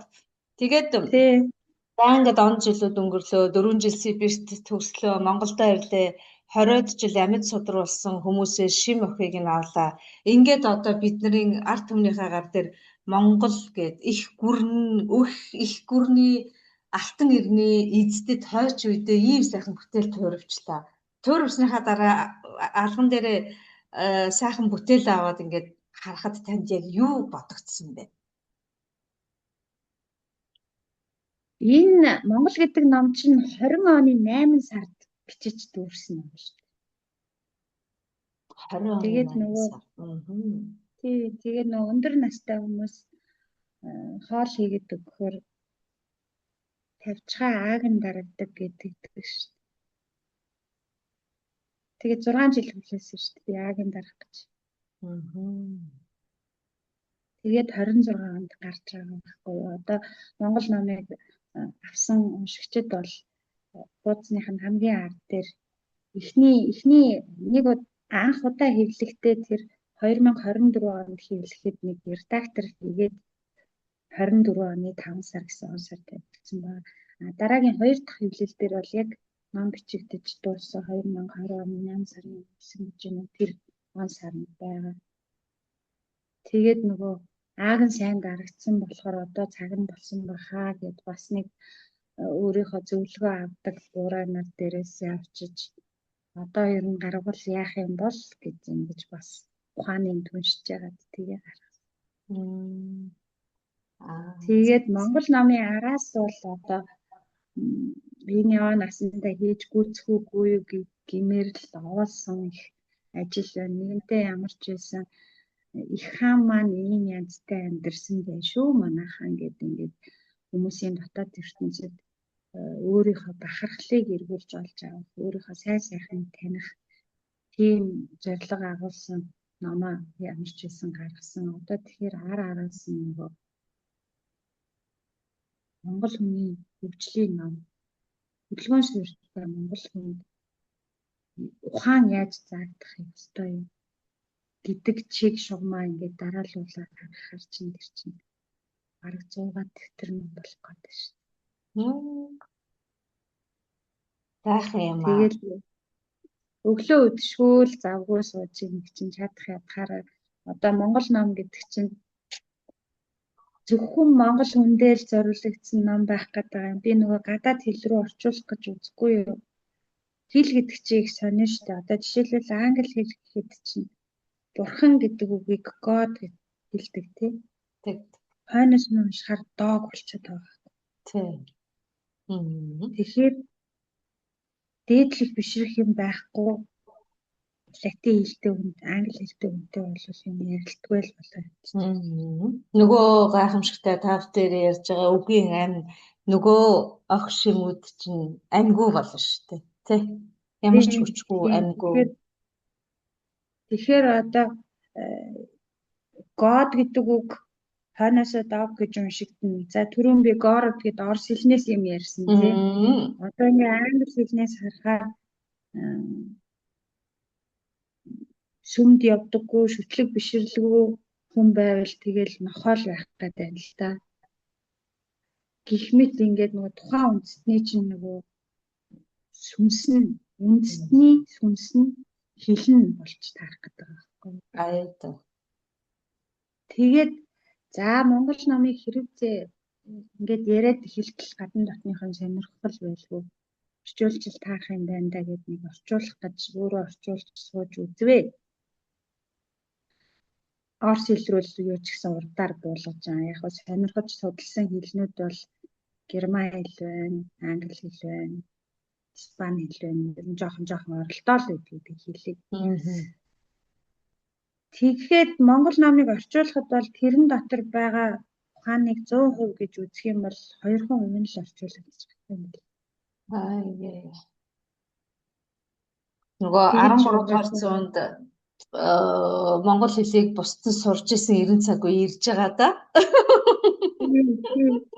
Монгол хэл сурж Монгол хэлийг сурах нь яах вэ? Цаад ухааныг ойлгох гэж бас нэлээ юм болно.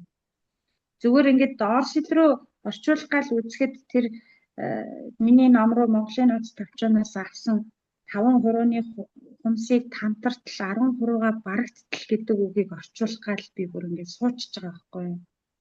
Яаж орчуулах юм тэр чинь? Бодож нөгөө чи хэдийн анзаар үзэж чиний урд ирсэн ачаалал чинь одоо хэрэгцээ чиний гар ажил хийснээсээ болоод илэгдэж үрэг балруул мэттэй ингэж хорогдож алга болдогсон бол гэж бичжил байгаа юм л да. Нэг тийм утгатай юм буулгаж байгаа. За тэр буулгасан ямиг орос хүн уншаад за их л хэцүү. Хүний гар илэгдэнэ гэхийг бодоход нэлээл хэцүү юм байх нь л гэж ойлгоно уу гэхээс биш.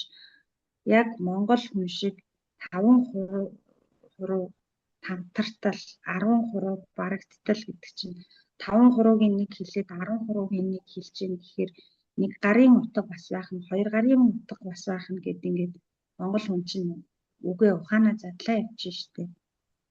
Тэр задгаа ухаанаар бол суурин хүний хэл рүү буухгүй. Тийм дээ. Нэг талдаа Тэгэхээр тэгээд яа харах байхгүй ахуй соёл уг гарвал өөр болохоор нэг бодлын аргачихгүй л юм да тий. тэгэхээр бидэндээ зориулагдсан юм бол бидэндээ л юм байлээ. Тэгээд би Монгол номыг бол ойлгосон. Монгол ном бол гадны хэл рүү яг тэр судлаачид энэ төр их сонирхоод ухаж түнхээд орчуулсан ч гэсэн жаахан таагүй сонсогдож магадгүй л дээ. Би зөвхөн монгол хүмүүсээ тусдан аваад үзсэн юм шиг тийм. Гэхдээ яалтчгүй л тийм юм байлээ. Зөвхөн монгол хүмүүс зориулагдсан. Тэгээд нэг тийм гадны хүн маш их тэндээс углаа гэхэд 102% л ч үе авахаар хайцтай. Тэгээд бодохоор нэрээ үг гэдэг, ам гэдэг, үгийн үнцэн гэдэг тэр цааталт нь агуулгадж байгаа үндэсний ам байгаад байна шүү дээ. Амин чанар гэдэг ямар одоо өндөр юм бэ? Нэг үе бодоход нийтээрээ амны бэлгээс аштын бэлэг гэдгийг зүгээр л хилдэг байснаа бодоход яг тэрнийхээ амь руу монгол хүн бүхэн тэмүүлж байгааг харахад бас их таатай байдаг шүү. Тэгэхээр өнөөдөр та бүхэн хүрэлтэн амны бэлгээс аштын бэлэг хоёр чинь и хоёроо ялгаатай шүү дээ. Одоо энэ нөгөө сошиалор миний номны үгнүүд ингээд нийтлэгдээд байгаа шүү дээ. Тэгээд тэрэн дээр чинь амны бэлэг гэд хүнд бэлгэлдэг бэлэг байна шүү дээ. Эгэр бичиж байна тийм үү?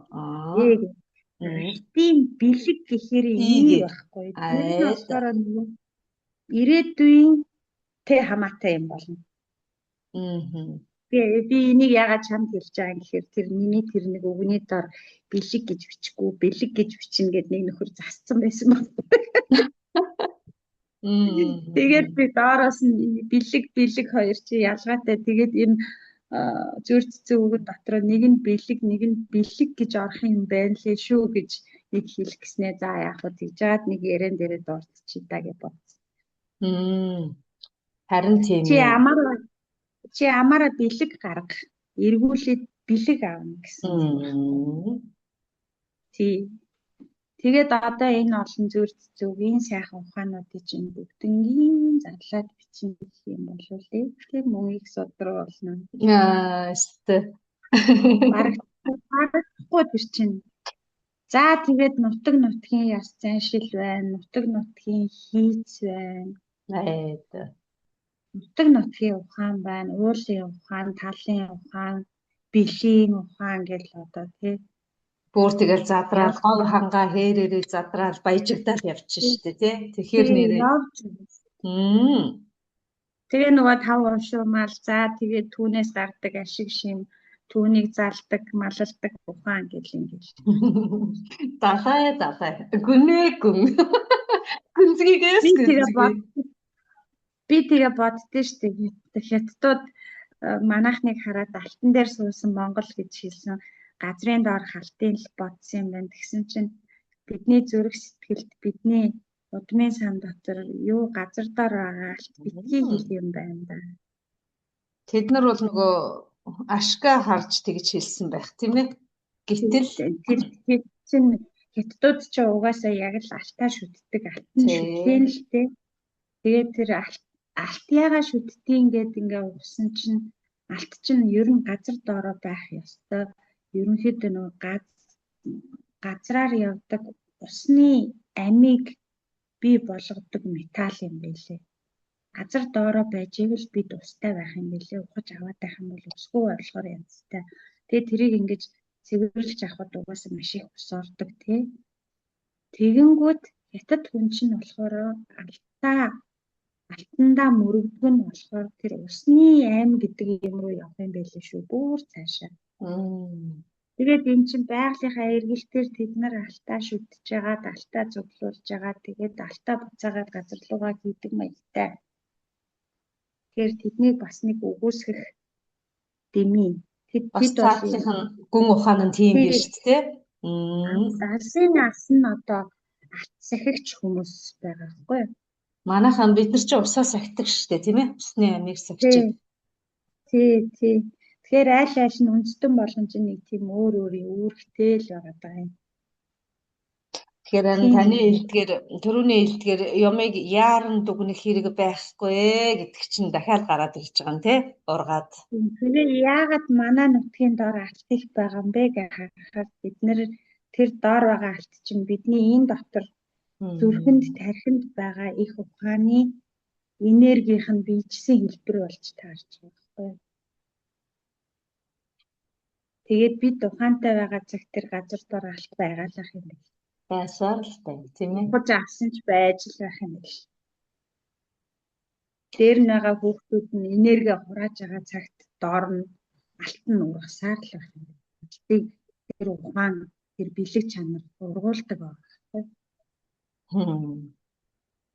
Ингээд бодохоор хүн байгалийн уялдаа холбоо хоорондоо бүгдөө нөгөө бүх зүйл нэгдмэл гэдэг нь дахиад энэ дээрээс ингээд гараад ирж байгаа юм тий.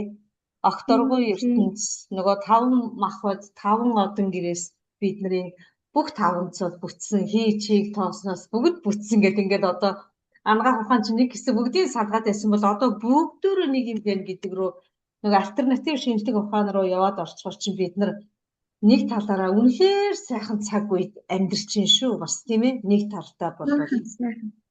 Одоо газар газрын хүмүүс өөр өөрийнхөө тайлбарлаад байгаа шүү дээ. Бомбын нэрэн, тийм майдрын нэрэн гэдэг ч юм уу тийм. Өөр өөрийнхөө л тэр чинь мэдрээд байна. Тэгээд цөөрөн хүмүүс чинь ямиг голцоо дандаа хэлбэр талаас нь тайлбарлаад байдаг. Бид нар ч юм болохоор агуулга мөн чанарыг хараад байдаг. Улсууд юм билээ шүү дээ. Тэгээд биднийг болохоор нөгөө Чингис хаан байлдан дагуулаад бүгдийн дээрэмдэл бүгднгийнх нь мөнгө төгрөгийг хамж ирээл газраа булцсан шахуул юм яриад байдаг. Тийм биш байгаа даа байхгүй. Бид ч өөрсдөө тэрийг бүтээдэг болохоор тэрийг хүмүүсээс авах гэж явчихгүй юм байлээ. Тийм бүтээлчт нь өөрсдөө байгаа байхгүй. Харин тэгээд өөрсдөө зөв гიშгснээр зөв явснаар байгалыг амьд байлгаж идэг гэдгээ цаанаасаа ойлгодог болохоор юм хураа цуглуулъя ч гэдэг юм байдаггүй зүгээр хэлж байгаа үг хийж байгаа үйлдэлтэй илүү их анхаардаг тийм үстэй. Харин тэгэхээр бүр юмыг бүр гүн нарийнаас нарийн төвшөнд нь ойлгож ухаарсан хүмүүсээс л тийм ухаан хамгаалах хайрлах энерги сэтгэл гар тийм байна гэж би ер нь бас сүүлийн үед өөрийнхөө хэмжээнд тэгж тэмдрээд байгаа. Тэгээд өвөг дээцийг нэлээд олон жилийн өмнөөс уншиж судлаагүй байхаас л өв дүндэн мөргийн өлмөдийн сүгдий гэж л боддог байсан. Нөгөө таны эдгээр байгалийн ухаан юм байжээ. Тэрийгээс байгалийн ухаан. Тий. Тэгээ одоо ингээд тийм байна. Тэгээ ингээд яваад нэг өвгдөө дээдэлдэг ирээдүйдээ итгэл хайрладаг хүмүүс байгаа байхгүй. Угаасаа хөдөлгөөн буюу нүүдэл чинь тэгж явхаас арга байхгүй. Ардаа үлдчихэж байгааг дээдэлч өмнөө байгаадаа итгэжээж л урагшлаа шүү дээ. Суудаг хүмүүс ч юм болохоор өнгөрснөө үгүйсгэн ирээдүйдээ тулгана. Тэд нар шинэ нэмийг гаргаж ирэхдээ эдгээр ийм буруу байсан байна. Одоо бид нар ингэж зөв болгож ингэж ярьдаг. Ирээдүйдээ болохоор бид нар зөв юм хийцэн байгаа чи хүсэн хүсээгүй энийг аав гэж тулгадаг. Бид ч юм болохоор бидний өвгдөөс байгаагүй бол бид байхгүй. Тэд нар ч мөрөхгүй болохгүй гэдэг. Ирээдүгөө болохоор би чамайг сайн сайхан явна гэдгийг угаасаа мэдчихэна чи өөрөө зүтг түшиж явдггүй чи алах гад үз мөлөх гээд үз өөрөө зүтг гэдэг ингэдэг итгэл хайрладаг тэр хүний амьдралыг өөрийнхөө үр хүүхд хойчийн амьдралыг ингэж томьёолдоггүй тийм хүмүүс байгаа.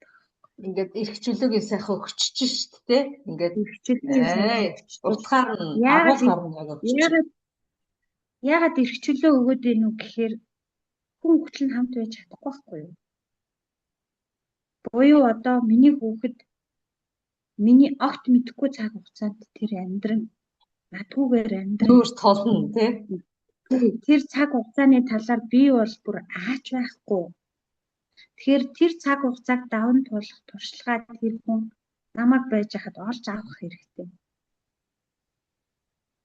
Тэгэхээр зөнгөөр нь хаяад үнэхээр аюул болох гэдэг хажуунаас нь арга ухаан зааж өгнө гэсэн ш. Амьдрах ухааны тэр хүн ч өөрөө олж авах хэрэгтэй. Гэхдээ тэргүй ингээд таны хэлдгээр дотоодод нь байж байгаа тий чөмгөнд нь, ясанд нь, нисэн нь, эдэнд нь тарих зүрх бүх зүйлд нь байж байгаа. Тэгэхээр өөрөө өөрийнхөө хамгийн нандин эрхэм дотоод ертөнцийнхөө баян бүр дээр аялуулсан Гялада. Тэгээд тэр олон сайхан баян бүрд хангаахээр говь цөлийч одоо бүгдөө ингээд хоёулаа нэгэн юм хөрөлдөөнөөр дэлгэн гэдгэн ч цаг нь хомс юм. Гэхдээ ингээд аль болохоор дүүн асууж, лавлаж таны тэр ингээд нэг хураасан байгаа амьд шинжлэх ухааны хэд хэдэн одоо активуудаас харааж авсан тэр зүйлээс аль болохоор өөрийнхөө хэмжээнд гаргаж ирээ гэж бодож хичээлээ. Тэгээд дотооддоо үнэхээр их эрдэм хураалаа.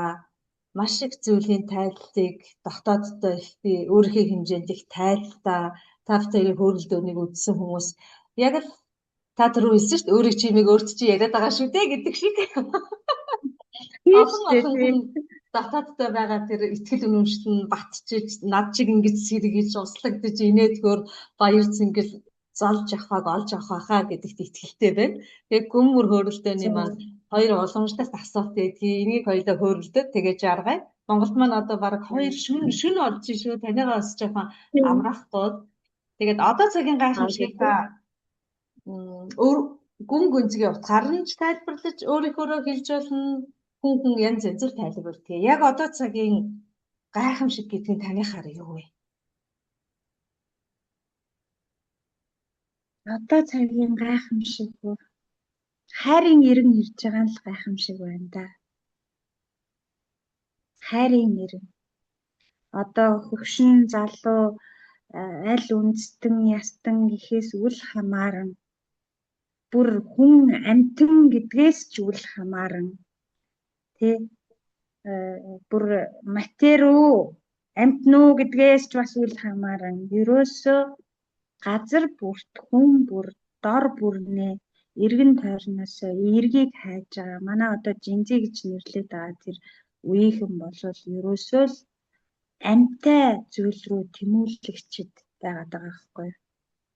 Тэгэхээр хайрын ирэн довтлон айсуу байгаа нь гайхамшиг байна. Ямар гоё юм бэ. Бүх зүйлийг хайраар та нэг хөрөлдөнд ярилцсан тэгсэн байсан. Ингээд бүх зүйлийг ялгалгүйгээр хайрлаад идэх юм аа гэж. Тэр сөрөг зүйл харагдахаа болчдөг гэд. Тий, болчдөг гэд. Уул нь бидний мөн чанар тийм атал олон зүйлээс шалтгаалаад тийм биш болцсон. Гэхдээ таны хэлдгээр та маш сайхан хэллээ.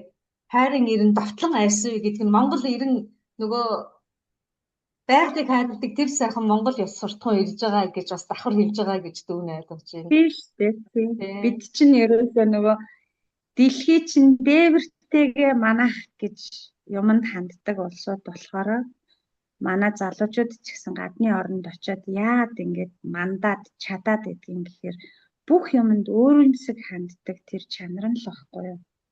Солонгост Монгол хүмүүсийг ажилуулах дуртай байдаг. Тэд нар ингээд 10 хүний ажлыг нэг өдөрт хийдэг энэ ярьдаг. Тэр чинь зүгээр өөрөөсөө хандсны л үр баггүй юу. Өөрийнхөө юмыг хийж байгаа юм шиг хийгээд штэ хүний юмыг те. Хүний юмыг би тийг нь өөрийнхөө юмыг ингэн гэдэг авир цуснд нь байхгүй болохоор тэгэхээр Монгол хүн болгоны дотоод чандын чандад дэлхий дээвэртэйгээ минийх гэдэг ухаан байдаг. Бүх зүйлд өөрөөсөө хайрлаж хандсныхаа хэрээр бид юмны оройд байдаг. Тийм л учиртай үндэстэн гэхдээ.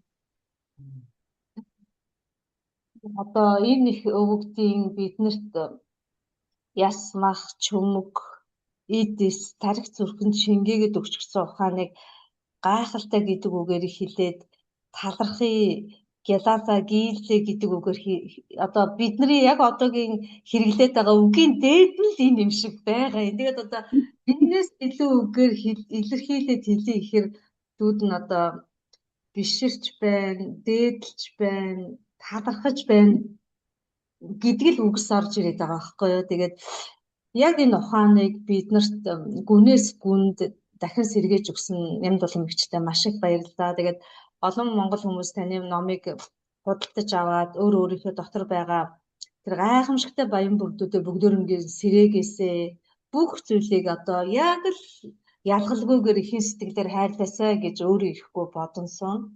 Үнэхээр одоо бахархалтай, баясгалантай сайхан байна. Ерөөл Батар шиг.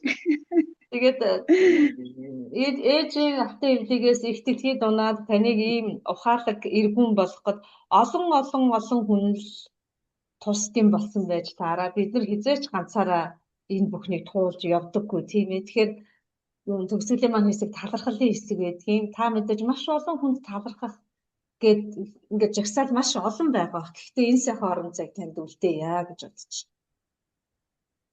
За Монгол номыг бичгэд бол хөлд тэгэлсэн ширхэг чулуу хүртэл оролцсон. Одоо ингээд Монгол номыг ямар их сурвалжаар бичсэн бэ? Та их сурвалжаа хэлгээд тэр их сурвалжийг жагсаах юм бол бараг хэдэн 100 бот болж таарна. Хөлд тэгэлсэн ширхэг чулуу хүртэл оролцсон гэхээр тийм. Гэхдээ ерөнхийдөө хамгийн түрүүнд одоо надад талархсан олны одоо ийм сошиалар ярианд оролцохдоо талархсан мэдээж би намайг төрүүлсэн ижидээ талархаж таарна. Эцэгтэй миний намайг бүтээсэн аавдаа талархаж таарна. За ухамсарыг минь бүтээж өгсөн өвөөдөө талархаж таарна. За ер нь тэгээд ураг удамдаа талархаж таарна. Улс нутагтаа талархаж таарна. Энэ бол ойлгомжтой. Монгол номыг бичгээд маш олон удаа миний одоо сүнс хүртэл эндхээс аварсан. Надад маш олон удаа унсан үед намайг татаж босгож ирсэн тэр зүйл бол жанцан нуруугийн хөгжим байсан. Тэгэхээр яг энэ бүтээлийн тал дээр бол би хамгийн их талархах хүн бол жанцан нуруу. Тэр хүний хөгжим байгаагүй бол би энэ бүтээлийн талд гарч ирж чадах байсан гэвэл эргэлзээтэй. Тэрийг дуртахаас арга. Яг ингээл ерөөсөө би чадахгүй юм байна. Би ерөөсөө бууж өглөө одоо ерөөсөө болиг. Яг ингээл зогсъё гэдэг дээр очиход жанцан нуруугийн хөгжмийг тавихад л ингээл юу ярьж байгаа юм бэ? Ийм хөгжим байхад би яагаад хийхгүй юм бэ гэж ингээл босч ирдэг. Тэгэхээр тэр бүтээл бол бүтээгч нь нэр хүн байгаад байна. Гайхамшиг, үнэхээр гайхамшиг. Тэр жанцан нуруугийн хөгжим дотор Монгол үндэстний ам яваа. Одоо ном уншдаг хүн байна, уншдаггүй хүн байна. Бас тийм ээ. Уншдаггүй хүн бол тэнд хөгжим байна.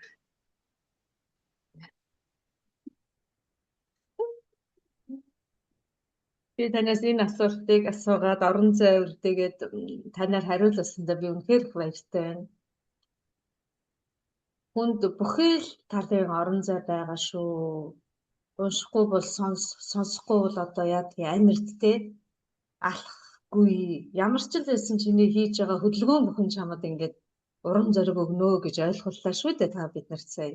Тэгэхээр үнэхээр том агуулгыг дахин биднэрт ингэж ойлгуулсанд маш их баярлалаа.